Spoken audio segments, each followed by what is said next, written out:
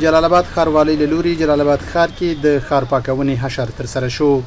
د ټول ښار پاک ساتل د ښاریانو مسؤلیت دی او پکار دی چې ښاریان خپل مسؤلیت په ښه سالمه توګه ادا کړي. د جلال آباد ښاروالۍ مرستیال مولوي مومن حمید وایي له دغه حشرې موخه ښاریانو ته پیغام ورکول دي ترڅو خپل ښار پاک وساتي.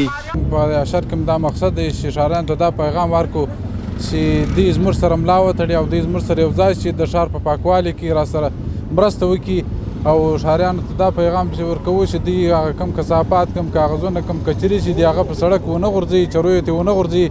او موږ دوی ته هر ځای کثافتدانۍ لګولي دي او په کثافتدانۍ کې واچي او د ښاروالۍ تنظیماتي ټیم راځي او هغه جګوي او سارات یې وړي او دغه شر موږ په دې بسنه نه کوو. دا ټولو ناحیو ته انشاءالله موږ ځو ټولو ناحیو کې دا شر کوو او ټولو ناحیو ته دا پیغام ورکوو ټولو ولسونو ته دا پیغام ورکوو چې دا به بار موږ دا شرونه کوو. جلال آباد ښار کې د هټیوالو کسبګرو خوني مشر باز محمد ځوانمل له ټولو هټیوالو غواړي چې کثافات دې د ښاروالۍ له لوري په ټاکلو کثافتدانیو کې واچوي. د دغه حشر پیغام ټولو ښاریانو ته دا دی چې د خپل ښار سره د خپل ښاروالۍ سره په ګډه د خپل ښار د پاک ساتلو په خاطر لاس په کار شي او هغه څه چې دوی ته روزمره استفاده کوي د ښاروالۍ لخوا په لګېدلي هغه کثافتدانیانو کې واچوي ترڅو د ښاروالۍ مسؤلین په وخت سره هغه کثافات له هغې ځای انتقال کړي. نو غږ مو په ټولو ښاریانو په ټولو ولسونو دا دی چې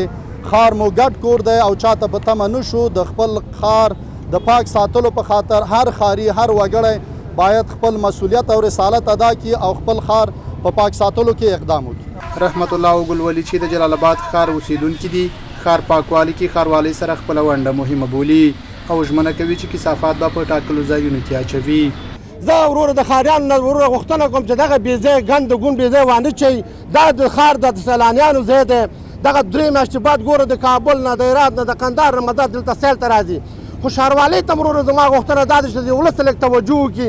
جدي توجه وکړي دا د اوبو چورو د اوبو بدرفونه د کارنالونه دغه ویالې د دې ښار په توجه ته وکړي. دا ښار ګوره سیلانیانو ځای دی.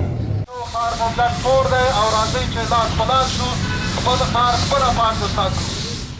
په ځینو کثافتدانیانو په یو ځای کې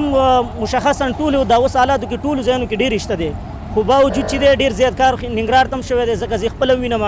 نو کثافتدانۍ په هر ځای کې وجود لري که کثافتدانۍ وجود نه لري نو د ښاروالۍ لخوا موټرې ځي هر یو کور ته هر یو کوڅې ته خپل موټر ځي باید هغو ته په منظم ډول باندې خپل هغه کومه ګندګي چې ده یا کوم کثافت چې دي باید هغو ته وسپارل شي.